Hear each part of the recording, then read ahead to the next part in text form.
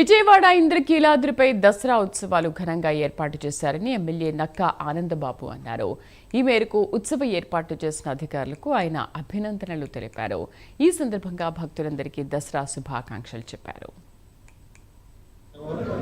నవరాత్రుల మహోత్సవాల్లో భాగంగా చండీ ఉత్సవం జరుగుతూ ఉంది.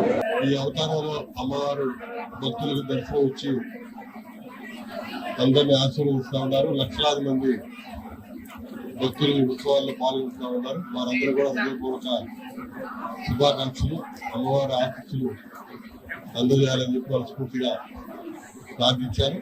అదేవిధంగా గత 4 రోజుల నుంచి జరుగుతున్నటువంటి ఉత్సవాల్లో కూడా 7 రోజుల్లో లక్షలాది మంది భక్తులు ఈ ఉత్సవాల్లో పాల్గొన్నారు. అదేవిధంగా వచ్చే నెల 2వ తేదీ వరకు జరగబోతున్నటువంటి శరన్నవరాత్రి ఉత్సవాల్లో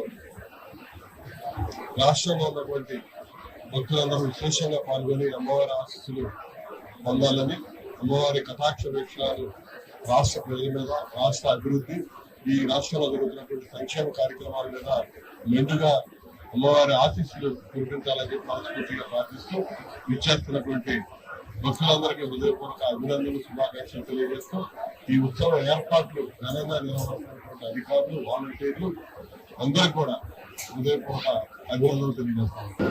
దేవి 7